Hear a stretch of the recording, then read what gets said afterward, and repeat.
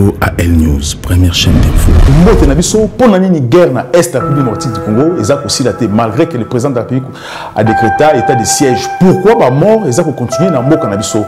Que joue aujourd'hui l'ambassadeur américain na ba territoire na biso? Pourquoi biso ba Congolais tous incapables aujourd'hui à mettre fin? Est-ce que nous sommes dominés ou encore non? Est-ce que la FARDC aujourd'hui est capable ou incapable? Ou encore est-ce que la FARDC na biso il y a des militaires compétents pour nous mettre fin à la guerre ou pas? Donc, parlons avec M.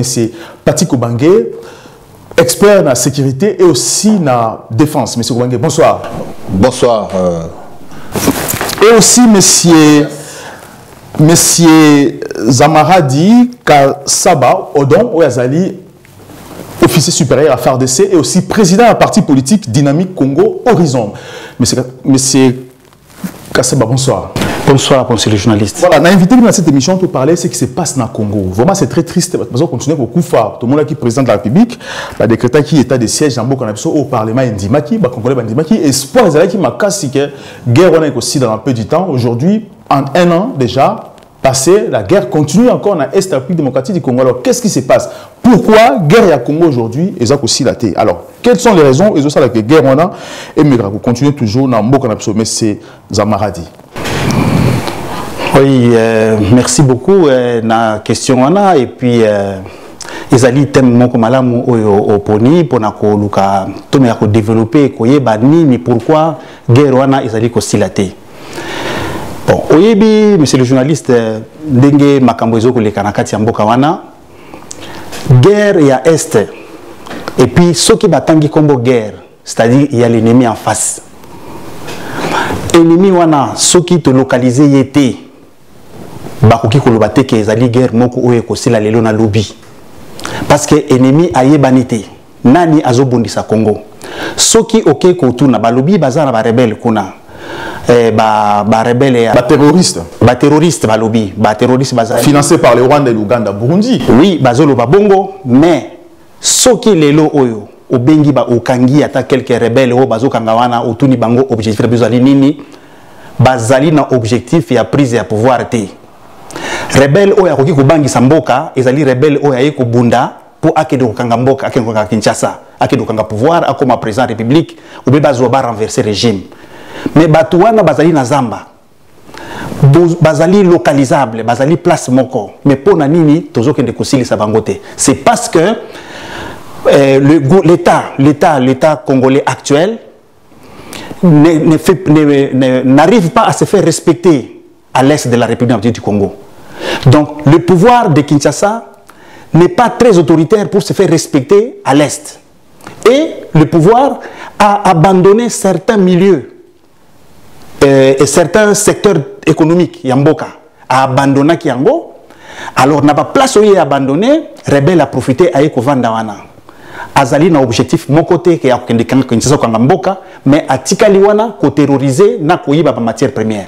Mais ce qu'on dit que rebelle à Ibanité, tout ça n'est guerre à Ibanité, comment alors le Rwanda fait sa déclaration, le dit que Babengala Mobutu ba Congolais va se là parce que Rwanda dit qu'il y a une qui au Congo parce que to bombaka ba rebelle rwandais ou ba ko sala mal na Rwanda plus to bombaka ba bien armé, c'est pour ça que ba le monde Rwanda pour na bombaka na kati ya Congo et les Congolais. Voilà, monsieur le journaliste c'est bien. Tango lobby otaki Congo à Rwanda ezo memabiso na koyeba la géostratégie, la géopolitique ya kati ya secteur ya est wana. Soki régime na biso ya Congo ezo maîtriser géostratégie ya interdépendance o ezali entre Burundi, Ouganda, Rwanda na Congo, le peuple congolais du Kivu na peuple rwandais, les peuples congolais à Nord Kivu na peuple rwandais, les peuples congolais à Kisangani na batu ya Ouganda. C'est difficile de concerner le problème. Tout que les malins de décortiquer, pour comprendre comment c'est que Batouana, Bazali, influence na bango ya bitumba na bango kuna, ezali ko affecter régime na biso na kati ya mboka. Yango tozo kende kokoma na niveau ko sala ba bitumba ko bomana parce que bitumba wana euti na côté ya Burundi na ya Rwanda. Attends, je vais vous expliquer tranquillement pour que vous compreniez parce que ça notion moko très capitale. Burundi bazali na deux tribus, Bahutu na Batusi. Rwanda bazali na deux tribus, Bahutu na Batusi. Batoua ba néglige Kabango, c'est un peuple très minoritaire. Batoua wana basa sur 1%, sur 2%. Alors, na Burundi, les gens qui sont au pouvoir, c'est les Hutus. Na Rwanda, les gens qui sont au pouvoir, c'est les Tutsis. Ba ennemi ya Burundi, oyo ba Tutsi, o ba kima Burundi. Ba kenda ipa bandeko na bango na Rwanda, ba vanda kakuna. Ba ennemi ya Rwanda, c'est les Bahutu. Baye ko se réfugier na Burundi, place régime na Burundi et vendre tranquille, bango neza na pouvoir na Burundi. Deux pays wana bazo yo kara déjà kunati entre bango. Alors, côté Nabiso, tozali na les deux peuples wana, Bahutu na Batusi, bazali pa Nabiso lisusu. Bakimi ba pa Nabiso. Tozali na Banyamulenge, ke bazali ba Rwandais Tutsi. Oyo, Nations Unies a ko implanté pa Nabiso, ba vendre pa Nabiso. Tozali na Bahutu, ba vandi et pa Nabiso, ba benga bango Banyabwisha, ba vanda na Ruchuru. Alors, bitumba na bango kuna tina kati ya Congo bitumba wana ezali. Tozali na territoire moko ya pembeni na plaine de la Ruzizi. Babengi yango territoire de Barundi. Ezali na kati ya Congo. Mais ba Burundi nde bazalaka wana bango nde bakonzaka wana bazana chef coutumier na bango, bazana ba chef de groupement na bango. Mais ba komi wana ndenge ni ba Burundi pas comme na territoire wana. Ça fait longtemps depuis 1962. Bakima Burundi bazalaka wana.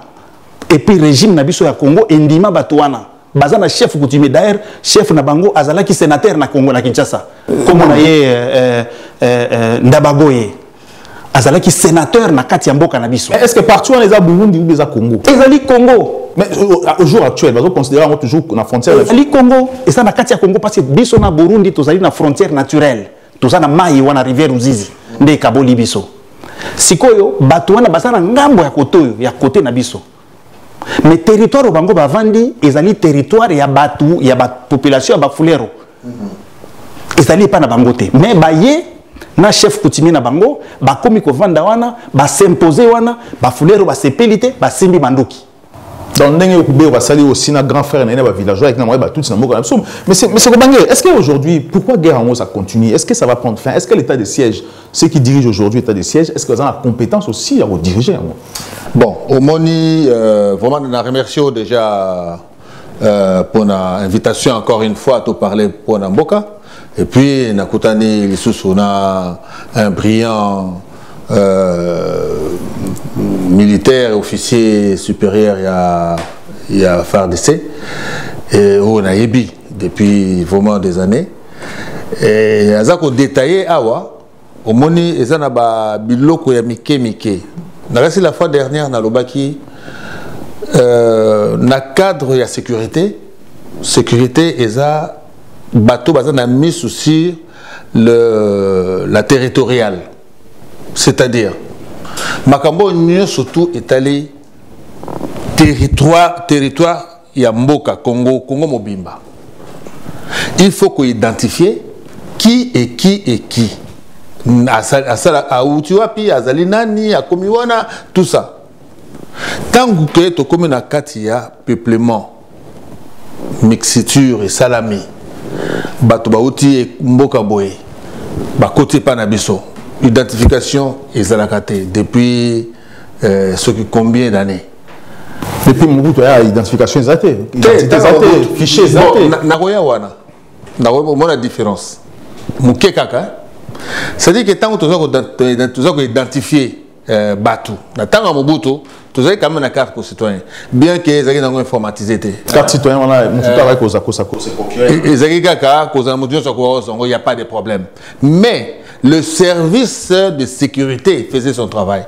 Parce qu'il y avait les REDOC. REDOC, Bateau, Bazali, administrateur du territoire. Et si il y a Zali, qui est qui Moutoye dans le secteur boye, baby que Batou boye, Moutou boye, aye dans le secteur wana. Ce qui est lo oyoyo, dans l'état de chaise, et qu'on aussi la té.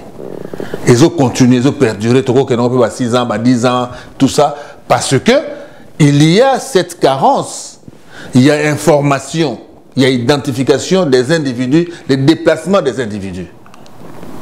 omoni tant mutu a longwe Rwanda à côté na mboka na biso toyebi même pas ce qui a kotaki ce qui a nini donc service à sécurité il y a frontière même ils allaient se sauter alors batouana tant bazo kota nani ndeko alobiawa tant bazo kota bazana bango teke yoba kende Kinshasa bazo kota wana parce que ba minéraux ezali wana parce que possibilité ya ko kende ko timola banene ba minéraux bazo fanda wana siko pona ke ba longo wana te alors bazana ba arme pona ko se défendre mbala moko est créé maintenant ba zone de tension créer ba zone de tension ouais donc ou autrement to ba foyer répressif donc batouana siko ba c'est armé tant que baza ko yiba bango ba uti Rwanda bauti wapi bauti Uganda bauti wapi bauti Burundi bango ni surtout bakote pa na biso bazo yiba baza ko se servir kuna basali réseau mobimba au trafic bazo sala ya ko minéraux na biso ezo kende na ba multinational oyo bazali ko somba yango tant bango bazo somba yango alors biso tozawa tozo bunda et le que to bunda tout ça la sikoyo de façon que les frontières na biso ezala siko na sécurité frontière na biso eza passoire na moko lelo il y a même pas il y a des moyens autonomes que lelo yo ba moyen de défense territoriale et comment est belé to ça ba laser to ça ba carte de celle que mutu aza azokota na frontière na biso centrale moko ezali tozo yiba ke no batu boy bazokota. Mais pourquoi na kati technologie lelo na kati ba bloco o nous surtout baza ko pesa mokileza ko développer lelo pourquoi beso tenu que c'est doté na ngote. Mais est-ce que ça question de balkanisation ou pas ce qui se passe aujourd'hui? Bon mais justement tant que ba moni mino za faible les cambo à balkanisation et les cambo lelo te et les cambo na lobaki ngo la fois dernière na baki si on se souvient encore bien tangu nani président oyo Bizimungu azalaki na Rwanda Kagame azalaka vice-président mais qu'est-ce que le président nani Bizimungu alobaki oh non il faut tout ça la nani deuxième conférence de Berlin pour nani tout récupérer ba territoire na biso ou apizapi ezana na Congo yango wana maintenant na cadre de AFDEL, ils ont appliqué ça na AFDEL, une façon de dire que non, nous allons faire l'occupation des territoires, tous à la surplace, donc bah fait accompli. Vous comprenez les faits accomplis. Nous sommes déjà là, donc nous ne pouvons plus sortir. Il faut kaka bokata yango autre kambozo ba toujours ba le 17 na de 18 oyo balingi ba loba ba déclarer les faits accomplis.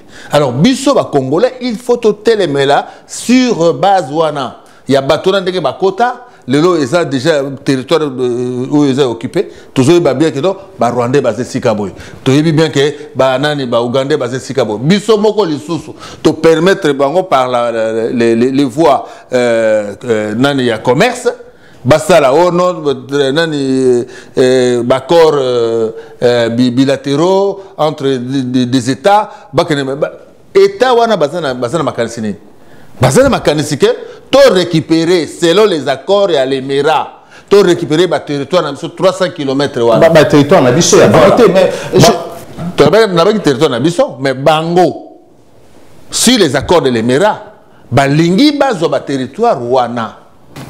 Monsieur Zamagadi, la déclaration de l'ambassadeur de Rwanda dans le Congo, c'est-à-dire l'émission à l'Ekina Top Congo pour ma confrère Nabiso, il a dit ouvertement que tous les combattre les Rwandais ou les Mindouk dans le Congo parce qu'ils représentent danger pour le Rwanda. On sait très bien aussi que les gens qui représentent les dangers pour Nambo Kanabiso, basant la Rwanda. Est-ce que ce n'est pas aussi une raison? Parce qu'à l'objet, on continuera toujours à attaquer le Congo, ceux qui Batouana, repérer Batouana dans le Congo à chaque fois, on côté dans le Congo pour nous alors, lorsque on a on aussi population, on a population nabiso plus dans l'Est, c'est comme ça parce que même le village, nous sommes dans l'Est,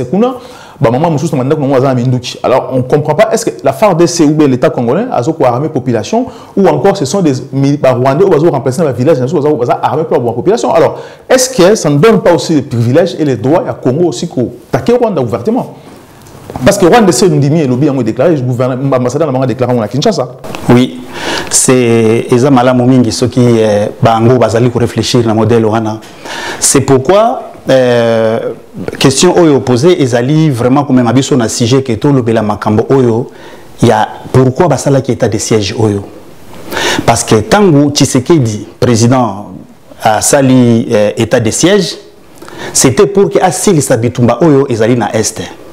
Bitumba wana ezali tellement multidimensionnel, ils ont une dimension tellement ébélée. Avec seulement ya kolobake to silisi bitumba, c'est comme si ndenge toyoka ki na 1980 que non ba tigre ba koti na Katanga, à l'école kubona na Katanga to longola bango na mboka. Ce n'est pas ça. Tozo bunda na batu oyo bazali déjà na kati ya mboka. Rwandais na kati ya Congo azali lokola virus ou asi ya koti na kati ya nzoto ya mutu. Ceux qui l'ont opposé question à Roubero, monsieur Roubero, aux alliés colonie, je suis congolais, c'est chez moi ici. Au Tali, comment on a connu ça moto oyo azali kondima na kati ya moto manaïka congolais. Rwanda aussi. Yé mon kwaso débarquer congolais, comment se fait-il que na koyebi ça qui azali rwandais? Donc, tant que basala qui était de siège, il fallait battre oyo basala qui permet na président de la République. Ceux qui bazali koyoka ndenge tozali kosala émission oyo ba meka vraiment kotala ko profiter na makambo oyo parce que makambo mususu bazali wana ba yebi yango te. Il fallait ba réfléchir sur décision nini président zalaki nango. Quelles sont les retombées ya bitumba oyo ya état de siège. Ezali ko kende ko vanda kuna na mboka wana te libela ba kendeki kuna pour un certain moment ba silisa bitumba po ba kokako ko ba ndenge ya kozonga. Comme ça, l'administration civile est récupérée, ma boka na bango va continuer à travailler. Alors, ceux qui bango baye ba quitter, qu'est-ce qui va retomber à makambo oyo kusuka ndenge nini? Il ne fallait pas créer état de siège oyo. Il fallait qu'il batika. Alors, tulokola Rwandais o déjà bazali pa na biso o bazali kondima ke bazali pa na biso ba rebelle na bango oyo ba ennemi ya Rwanda o bazali na kati ya Congo. Bami pesi kombo bango moko balobi tozali tugwaneo tozali android tozali batu bazana minembe kuna bazana ba groupe armé oyo basi ba s'implanter et puis ba s'implanter durablement. Mais est-ce que vous ne savez pas Congo bien Rwanda parce que bango bazo réclamer aujourd'hui que Rwanda ndazo boma bango Kagame est responsable ndazo massacrer bango. Te ezali pona na makambo ya koboma ya kobuna na mboka na bango te. Parce que moi je vais te donner un exemple. Na 1990 et 94 tango Kagame bazui pouvoir na Rwanda. Tous les banyamulenge o bazalaki na Minembwe. Ils sont descendus bakitaki bango moko d'initiative. Bakende kiti na Rwanda, bakende ki na mikuma na bango. Mutu moko abengana ki bango te, je me souviens, il y avait un commandant na Uvira wana comme on a colonel Diampasi Bolundu Alembokanda, asi akufa pe à son âme, azalaki commandant région wana et commandant ya gendarmerie. C'est lui qui les a aidés, azalaki kosalisa bango pona kokala bazokende kosenga normalement bakende pa na bango. Bakende ki bango nyoso Minembwe etikala vide, il y avait plus personne là-bas. Mais tant que bakomi na Rwanda, qu'est-ce qui s'est passé? Kagame a dit bango non, ceux qui boye awa moyen biso toko takuneza lisusu te bozonga. Apesa bango mbongo bazonga lisusu. Ba ko fanda siko na Bukavu, ba s'implanter na ba ville, tout ça. Donc kolobake ezali guerre moko oyo eko silakate. Ezali nango lokuta. Ça peut nous permettre aussi de attaquer Rwanda aussi parce que Rwanda réclame ouvertement. On sait aujourd'hui que Rwanda n'a pas aujourd'hui tout le monde qui dernièrement va camion sur Kenya, sur Rwanda, sur Congo avec des tutsis.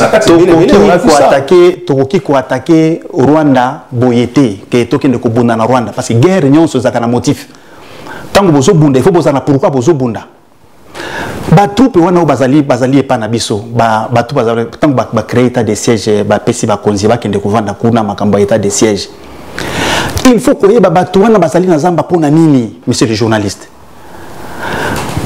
Soki omoni makambo elekaki na tango RCD azali ko diriger mboka kuna.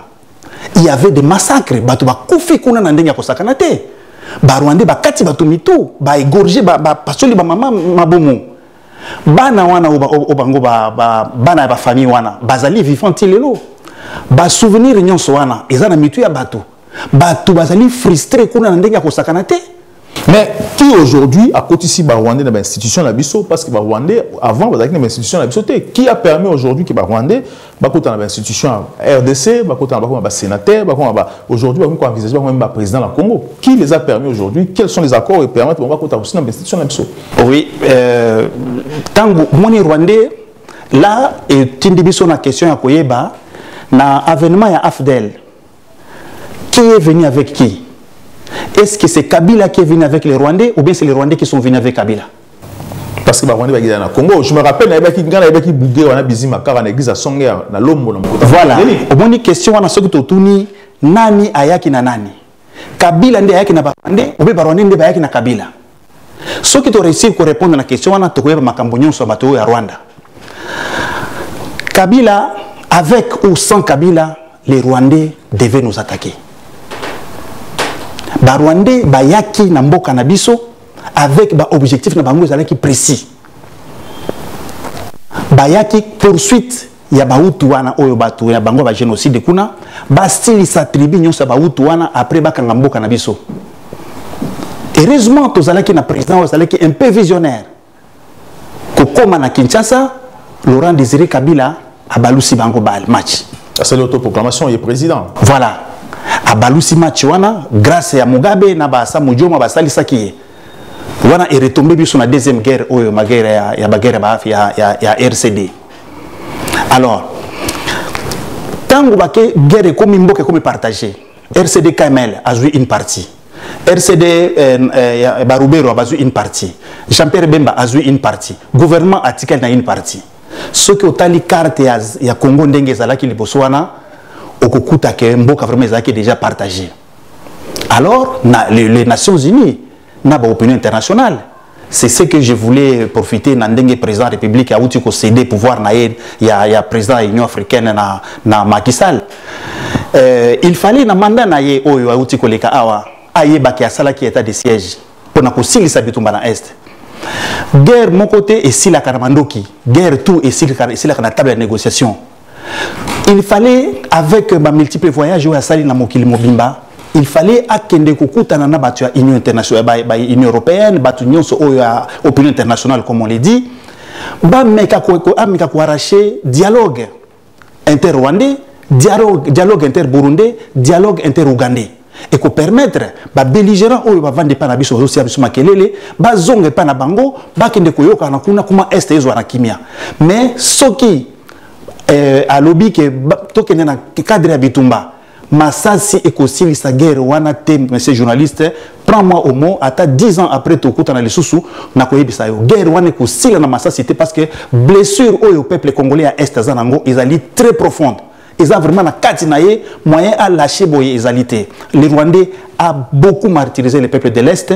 Bazana pota munene na mutema. Mais ba pesi bon influence tamboka. C'est ça le problème. Ba pesi bon influence tamboka la biso pour que bo ba maté biso. Allez-y monsieur Kobange. Oui, bon nakaki ko appuyer ndeko sikazo lobawana. Ndenge nini ba Rwandais ba se retrouver na ba institution na biso.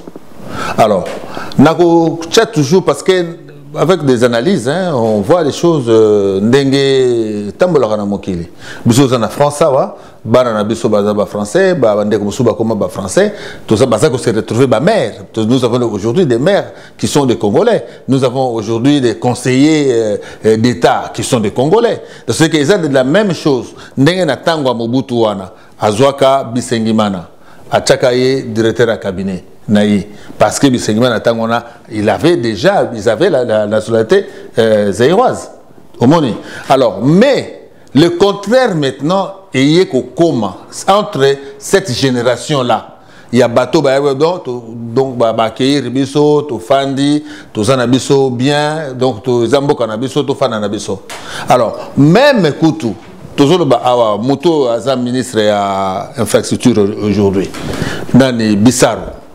Papa na ye mutu asali kombo wana ya Banyamulenge. Alors tant que les Banyamulenge, c'était déjà une façon de voir comment faire toujours à côté wana surtout ya est comme ça tout ça là empire Imanabiso. Comment les Banyamulenge qui sont déjà établis sur place. moi na le loyo aza ministre infrastructure pourquoi kakaba tchaina ministère ya infrastructure oyo azala ki na ne Ruberwa hein Yé, bachaka na nini na décentralisation. Pour na nini bachaka 2 fois na décentralisation. C'est-à-dire que pour na ko conclure ba état wana lelo tozolo ba lelo na zo répéter yango il faut to tiango na mutu na conférence so baliba sala pour na état oyo ba bengaka état de fait accompli. Donc ba ça déjà wana basi bazu de territoire donc moyen te toko bimisa bango na moyen musute bitumbate banene tout ça basi basali ba famille ba territoire basi bazui bon to pesa bango kaka ba parti wana et loko toza nango makasi lelo yango wana. Mais c'est ce que je veux savoir en fait, pourquoi cette influence aujourd'hui que le Rwanda ou le Congo et se soumettre devant un petit pays comme le Rwanda va son territoire, parce que tout le monde je fais appel encore tout le monde ambassadeur américain dit ta mère ou a une influence aujourd'hui. Est-ce que c'est normal un ambassadeur aussi, afin de sa conseil de sécurité en Mboka, parler bon? Non, il n'a pas les droits. Moi, je vais dire ceci. Au moment le complexe Oyo Tozanango, Bisoba Congolais, n'a pas comprendre te. Mobutu, na tangone a Benganaka George Bush. En tant qu'ambassadeur. En tant qu'ambassadeur, à Benganakai. Nenge Penzita wana zawana, a zatan influence mon côté. Mais aujourd'hui, tout le monde a fan de militaire. Parce que les alliés complexes moko, oyo bato alelo yo bazo mole lanzi tawana comme ambassadeur, comme envoyé, ou nani voix légale, il y a Amérique, il y a États-Unis, il y a Biden et na Congo. Bon, je ne veux pas aller encore plus loin, mais la que azana qualité wanate. Donc, Bissonde toujours pèse importance wana. Il n'a pas le droit. Il y a fan de ça, Conseil de sécurité, il y a Mboka na biso. De quelle matière, dans quelle pourquoi? De la même manière, comme parce qu'elle par complicité, avec les pays agresseurs, il y a Mboka na biso. Ce sont des pays francophones, anglophones. Oyoyo. Balingi, Bazwa, territoire Nabiso. Lui ne fait que la distraction. Il des promesses sur promesses et sur promesses. Moi, je vais te dire une chose. Puisque on est là pour parler. Moi, nazana moi privilège moko nazana musala ou na osala. O permettre ngai. Na peso exemple moko moni Agora. Obi l'Agora? Agora. Bon, c'est moi qui instruis ça. Pour le Congo. Et Zonga Bakorwana parce que natango y en a malheureusement nani le président Joseph non États-Unis Trump président Trump tant à ça alingi ko côté ça siko maintenant problème à sa stabilité économique et Amérique alinga côté ça maintenant la politique africaine. Mais le but est à la politique africaine d'une manière, il y a échange, hein, échange commercial. Alors, à créer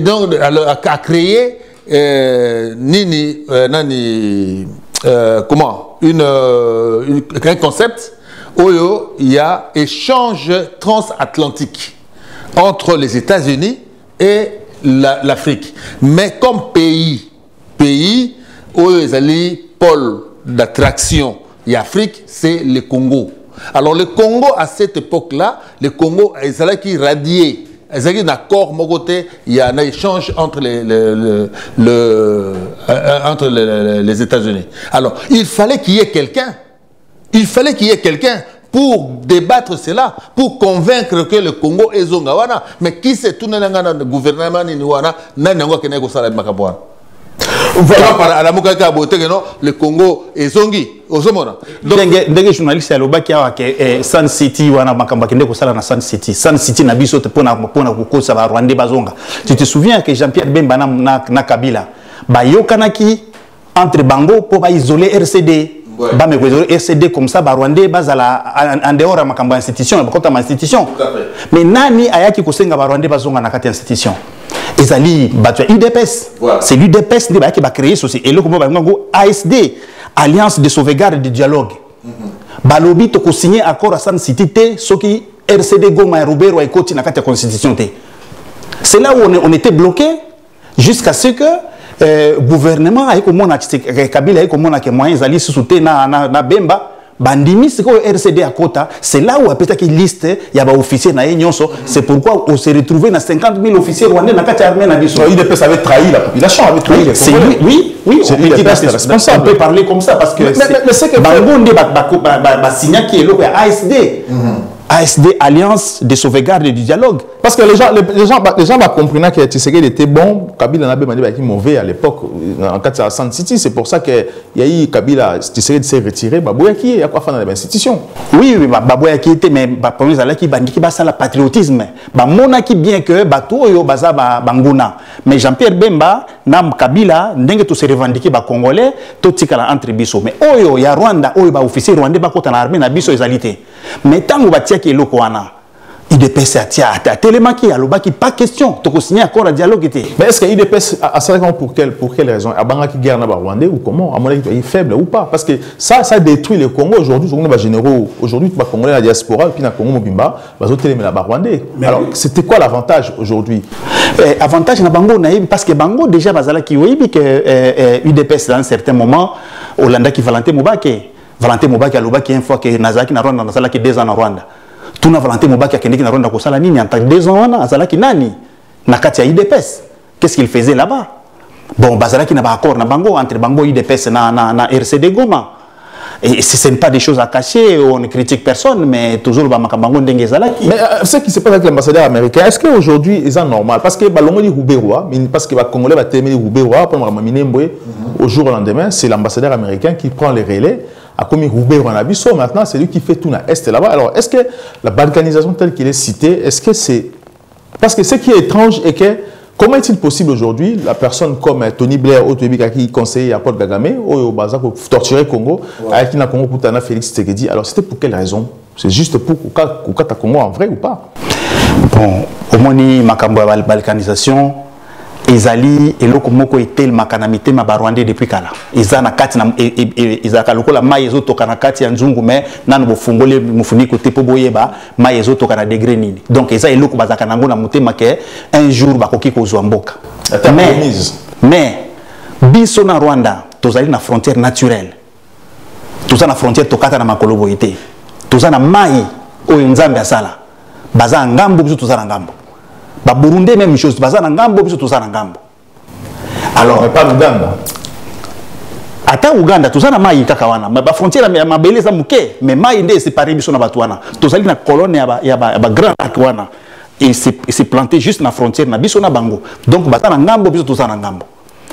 Balo tate un jour que Bakambo balkanisation bako réussir yango te parce que les Congolais basi va planter déjà base moko solidarité oyo toza na kati toza nango lelo oyo je te dis monsieur le journaliste soki ezalaki mai wana te ozoyo ka groupe mai ba groupe d'autodéfense oyo bazali bazana baraya mutomboki biloze bishambuke red nani soki ezalaki groupe d'autodéfense wana te. En tout cas, Rwanda a déjà s'installer par Nabiso Libela. Parce que le groupe d'autodéfense nde etikali seule arme oyo ezali ko bangisa ba Rwandais. Sinon armée Nabiso ezo sala eloko moko te. Mais l'État traque aussi les groupes armés, on a aussi à traquer qui bango les. C'est là où il y a maintenant ambivalence dans makambo nyonso. Ezali makambo moko ezali pas si mingi ko comprendre. Comment se fait-il que batu baye ko attaquer biso? Il y a des gens qui se défendent. Ba groupe armé wana comme je vous ai dit ici monsieur le journaliste, bazali na besoin kende Kinshasa te. Soko yebisi batu ya red ya bilozi bishambuke ou bien batu oyo ya masisi wana. Otuni bango objectif na bino zali nini? Parce que nous on a eu l'occasion de les voir. Ya kutuna bango bozo bunda pona nini? Aucune intention à Kinshasa, aucune intention à renverser le régime. Pourquoi se faire tuer maintenant na Katia Zamba? Bazo se faire tuer pas pour des causes nobles. Au bango va sentir que ba ennemi bazo ya ko boto na biso mabele. Il faut défendre mabele na biso. Voilà les vrais combattants, c'est eux des vrais militaires. C'est eux qui combattent. Mais tant que vous voyez que boto la bango lisusu mandoki. Or, bazo attaquer binoté, bazo n'a besoin de régime na binoté, bazo renverser régime té, bazo bengana président de la République té. Mais pour la banque, bazo créer un sensible, bazo créer une sécurité aussi dans la zone. Voilà, c'est pour ça que bazo banque sa population. Mais ceux qui battent les armées azo résister té. Allez-y, monsieur. Non, c'est au moins Makambo, il y a un groupe, il y a Mai Mai. Mais ce sont des Congolais. Et quand il s'engage que Mai Mai, bazo bunda autodéfense, il y a Mboka, bazo bunda pour Nabiso. Et puis, Nabina Nanyango tindaka ordre wana bakende ko désarmer bango. Normalement, nenge basalaka na banani ba rebelle. Hein? Normalement, bon, allez, Mai, Boya. Hein? Bien surtout, allez, beaucoup de y a plan, il y a plan de guerre, pour Nato Bengana, Munguna. Parce que l'objectif est à Moko. Voilà. Parce qu'à un moment donné, même dans mon acquis, chef, il y a, comment on appelle, chef d'état-major là-bas, il y a état de siège. Mais c'est dit pina mususuana basenga kina bango ba intégrer bango, mais c'est un peu difficile aussi parce que vous comprendre est-ce que tant ba intégrer bango c'est pour renforcer bango toujours pour nous mais faut continuer bango na base d'information pour former bango, c'est ça. Non, le problème ça s'est passé boye ba intégrer bango ba ko ndima na bango ba si bandima déjà plusieurs fois, mais maintenant pour donc l'effectivité il y a makambango tant balobi que munguna yewana tokende ko benga na ye au monde que donc batongo kaka wana o bozana bango bazo tika munguna aya ko sala mobulu simanango mungula silisi makamona ye simanango botindi bato bakende ko lanela munguna wana munguna leza asia kotizamba ozomona or bango munguna zo banga bango kutu aya ko kota aya ko matika bango bazali ou bien bango bazo landela munguna ba yebisika munguna azali hein bazo kende ko benga na munguna eza question ya ordre na tactique oyoyo bazana bango.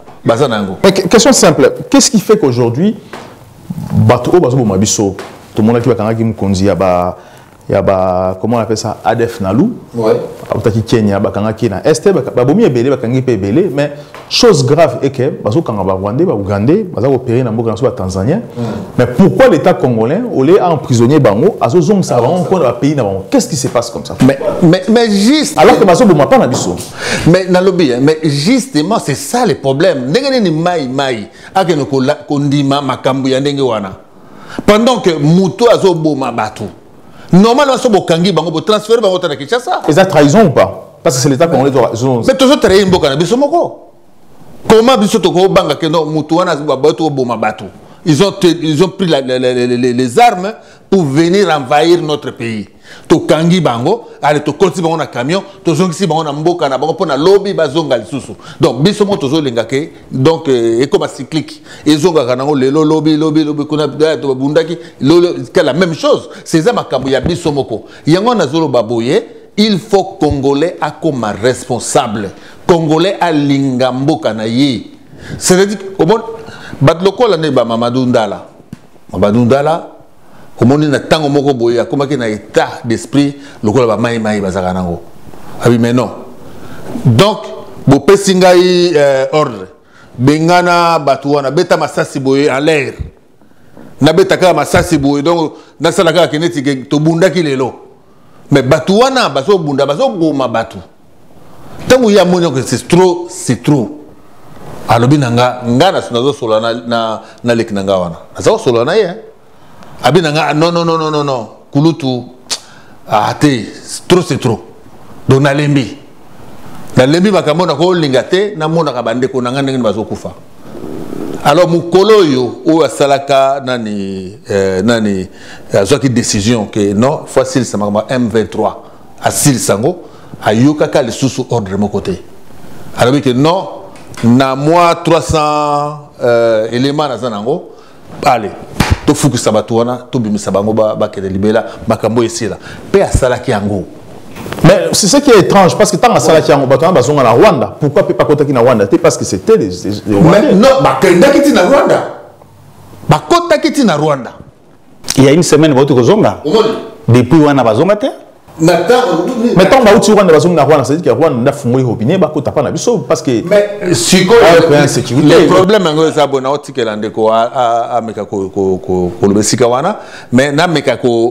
parce que Kagame, il y a Mikolo Leki, à l'obéni que Congo est sa responsabilité. Parce que M23, basé par Naye, tout Zobango, tout régler problème wana. Parce que bata M23 musu bazana kati ya institution na biso. Donc bango kuna loko bamge ke baza ba rwandais mais bazana institution na biso donc biso photo zo bango. Soto zui bango te. Donc yé azana ndenge na yé a ko régler. Donc azo préparer déjà invasion musu. Donc il y a azo bon adversaire na étranger partout mais azo tout yamba batu auto évite parce que inconnu. Allez-y. Oui, c'est ça. Donc au moins un bat lokola ndenge Rwanda azali ko menacer biso. C'est-à-dire, monsieur le journaliste, on ne négocie pas en état de faiblesse. Avant de faire la négociation, il faut aux anamoi mapeka, aux anamoi kilo mokoboy. Ce que vous avez négocié, le colamboi, mokila, ikoti na simabo, ce que vous avez négocié, vous avez maboko, boy chef, tout ça. La main qui te donne te domine. Rwanda a continué à dominer ma continent biso tant que bazo kende ko senga sengaye, ko kende ko bonde la ye. Armée na biso oyo zomona armée à Congo ezali wana. Tolobi te que armée zali na formation te na ibite ceux qui yo zali na connaissance et formation moko boye depuis kito na wana ezaka lisusu te depuis sekondo ezaka lisusu te depuis FOIFA na ibite ezaka lisusu te comme ya Congo et comme centre moko recyclage et bato ceux qui balbi recyclage c'est-à-dire quoi on recycle quelqu'un qui a été cyclé. Okoki ko même moto azali cyclé te na kati ya recyclage ezali ko recycler moto azali déjà cyclé ce que moto azali cyclé te ozui okoki ko tika na recyclage osali musala moko te donc batwana armée na biso il fallait bazala tozala na moi organisation moko boye armée na biso il faut batu bazala makasi tala exemple ezoleka na Minembwe toute une armée organisée oyo babengango ngomino oyo babengango tugwaneo et ça des armées, je te dis, monsieur le journaliste, avec tout ce qu'il faut, brigade, bataillon, commandant brigade, grade dans ma PK. C'est l'armée rwandaise. Ils se disent pas rwandais. Bazali kuna, bazali ko semer trouble, bazo ko boma batu, ko boma basoda na biso, ko attaquer ba brigade na biso, ko boma basoda na biso. Il y a que de maï qui sont en train de se battre contre toute une armée comme ça. Mais pourquoi officier aussi à et puis bazali la ligne ravitaillement, monsieur le journaliste. Ils ont Bugarama. Bazana balabala moko na muke bakati simai bamati likolo kamanyola bamati likolo ya lemera bakoti bakepa na bango oyo basilisi relève bazongi kaka na nzela ona et puis armée pourquoi ne pas fermer tous ces chemins là pour ne pas ça la ngote. Mais est-ce que FARDC ces ans avion de chasteté FARDC pourquoi tous en avion de chasteté depuis Mobutu jusqu'à aujourd'hui avion de chasse à Malonga exacté qu'est-ce qui fait qu'aujourd'hui avion de chasse mais l'école de chasse armement masolo na mboka Congo exacté bon ils allaient par rapport à embargo tous à embargo déjà depuis longtemps vous pouvez passer par les pays voisins aussi Tomeka qui na Zimbabwe au mona ki tango makamba bitumba Jean-Pierre Bemba Mugabe ayaki kolinga ko récupérer ba avion na ye tango bobeba ni muke obo pesa biloko na ngai ils allaient Sony, ils allaient humiliation monene. C'est là où le gouvernement j'ai entendu parler que bazo ko plaider pour embargo na ici la toka kosoma Manduki. Et puis Manduki, monsieur le journaliste, Manduki est sans formation, ils allaient charger, ils allaient le rôle nzete au pesimoto. Manduki ils ont koyeba mutako utiliser ango. Ce que moni soda kimi atiki Manduki na masasi na kati. C'est-à-dire quoi? Akoka ke bitumbate.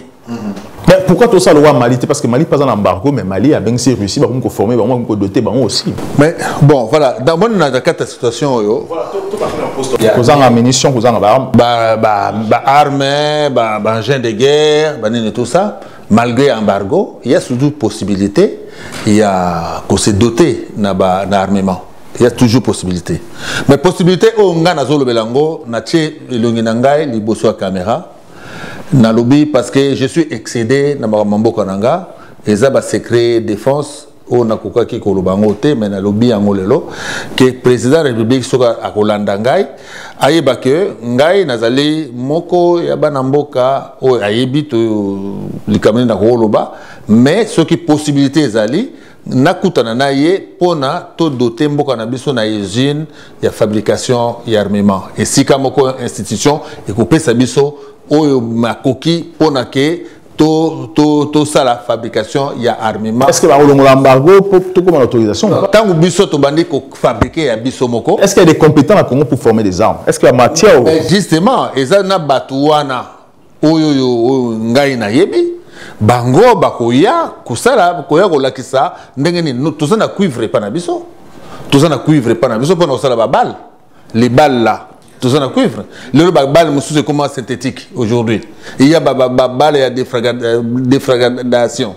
Donc aujourd'hui. Donc nous pouvons faire yango parce que je suis passé par des endroits où la balistique les lots tous maîtrisés, armement tous maîtrisés, makambe belé qui sengi que les lots technologie les lots to doté mboka na biso na yango. Bambongo bazo yiba wana. O bayibi 50 millions, ou bah, 200 millions. Mais vraiment, il faut n'éviter ce que nous avons dit. Et ça, parce que nous sur place. Et ça, il y a sala kaka yango, ko emboîter yango, ko sala yango kaka.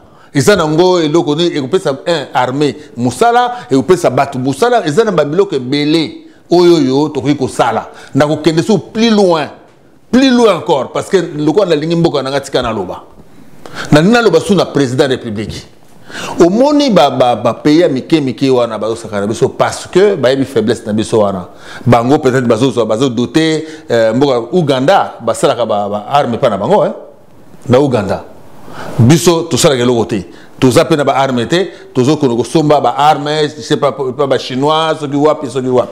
Mais ce qui peut te lengi que Batouana va respecter biso.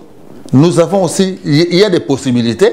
Il y a des drones, pas des drones où il y a qu'on filmer, il y a photo panoramique. Non, des drones armement, on peut les avoir. On peut les avoir. Oui, parce qu'il faut aux Monsieur le Président, Soko Lingi Yango, Soko Lingi peut-être voilà, moi sujet le président de la République, coup d'État manqué dans Kinshasa. Est-ce qu'aujourd'hui, c'est important que vous en avez coup d'État dans la République démocratique du Congo? Est-ce que pourquoi aujourd'hui les militaires vous pensez que vous avez un coup d'État? Bon, nous surtout on a une fois pour le président de la République. Au moment nous sur cette question de sécurité, question de sécurité naïe, banani bazali tout autour na ye batu oyo ye akutaki na ba régime elekaki bango wana kaka ye aza ko utiliser bango donc c'est dire que même ce oza ata nani parce que yo pour ça à l'époque à Mobutu aussi c'est dire que yo pour ko tcha sous paiement na été aujourd'hui non ça dingue wana te et ça question maintenant vocation à Motu, idéologie à Motu, ndenge nini ozweli yango, bakor nini bo pesani, eza ndenge nini ke batu wana kaka ba se retrouver ka tout autour de toi. Or yo moko foza autonome, c'est-à-dire que na choix na yo oyo ko sala, nde ko tia batu oyo moni ke baza capable baza tout autour de toi. Omoni, okoyi ko sala remaniement, ezaka teke na katika ya batu wana ozoka batu wana. Okoyi ozape batu mususu, lelo ba batu Mobutu bané tout ça, mais ce sont des gens mieux formés, mieux vraiment au bazan na maîtrise ya science ya armée. Batu ya o basali na Mobutu, ba phase wana. Omoni, oyo nyoso ba ye lelo totala ba bazboke ne ba cours moko ba kenda su ba cours wap. Ba académie militaire ba kenda kapi. Parti de Israël et puis aussi en Asie, parce que nous avons mis en Asie la formation dans pays d'Europe de l'Est. J'ai des informations, j'ai des informations, c'est que défense aussi. Côté wana na otikelo o loba mais il faut pas to loba kasu makamususu oyo za obitango so kota na académie moko boye hein na académie moko reconnu hein monde entier bayebi ke pays boye azo formé banene kobosana te ndenge netingana za boye ndenge ndeko za ndenge wana donc tangu ya kota zaka na phase tant que ça kana ce que faire de ces années wana obi na cour martiale aux États-Unis. Donc c'est à dire que tant que yo salinga en tant que bon le razananga civil nanga ne lokomote mais ce qui tant que mutasali azali na kati armée moko boye bo salienko cour martiale États-Unis répertorier tous les soldats pour na yeba au monde ba soldats la biso ba généraux ba tout ça c'est la Belgique qui les paye. Est-ce que ba ngo non mais nga zo kayo ah bon na peso loko wana donc na kati il y a étape moko boye des gens qui ont fait des grandes académies militaires bango nyusu baza pe répertorier baza na kati il y a répertoire il y a officiers généraux il y a monde so autant ça a besoin il y a ko officier pour na autant ba senga nan ba senga bato ba répertorier voilà mais c'est ça bah alors aujourd'hui pourquoi il faut mettre un coup d'état à Félix Tshisekedi est-ce que aujourd'hui c'est important? Bon, moi je pense que ma coup d'état wana ce que principe il y a guerre ou il y a guerre non conventionnelle il y a Mao Tse-tung à l'Obaki on ne peut pas abattre un président sans l'approcher.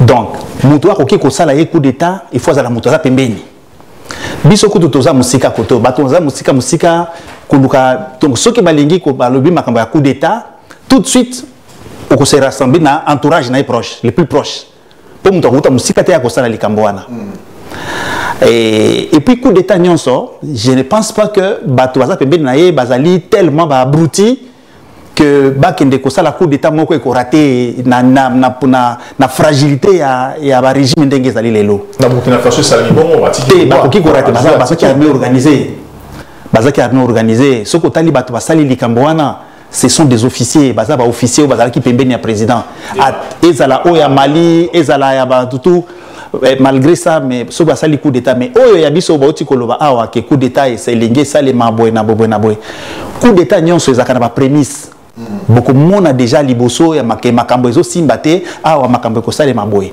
et puis le président il est le mieux informé que nous tous. Alors depuis basala makambo coup d'état wana toyoki na no bruit mon côté toujours apprendre kana ba réseaux sociaux o basali coup d'état moko lingi salema je crois que pour na ko tirer conséquence ko yeba ceux qui ezaki coup d'état ya solo ou bien ya lokuta tokoye bango dans 2-3 jours awa akozonga akoya soki azongi na mboka soki azongi à minuit hier tokotala ndenge ba procès koleka après tokoye ba ndenge akosala mais pour le moment régime na biso zali trop fragile démocratie na biso zali jeune démocratie ça toujours construire démocratie sika ce n'est pas important il y a pour renverser sur le régime tozonga na makambo. Est-ce que le ministre de la Défense aujourd'hui a dérangé Bino étant que militaire ministre de la Défense la mission à Congo parce qu'il est traité aujourd'hui de Tutsi? Bon, ngai selon historique natanga azaki muta 30e brigade. Azam de 30e brigade ya seta asala makambo belé na fad na éviter médecin natango ya AFDEL en fait.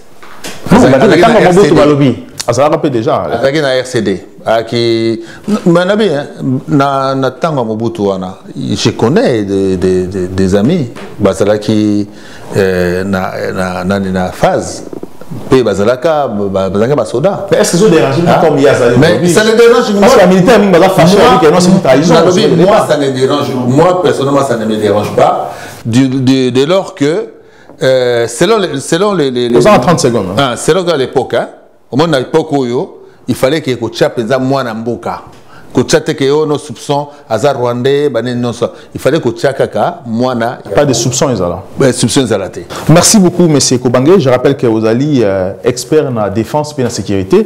Merci aussi à monsieur Zamaradi Kassaba Odon. Je rappelle que vous allez un ancien officier supérieur à FARDC et aussi président de la dynamique Congo Horizon.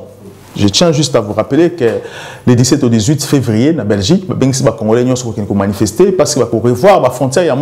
Pour quelle intention, on ne sait pas. L'État congolais aussi, le gouvernement Kinshasa, a fait déclaration. Est-ce que les Rwandais d'aujourd'hui atteignent l'objectif? À partir du 17, l'émission va multiplier pour trouver encore plus. Vous restez abonnés. À très bientôt. Congo AL News, première chaîne d'info.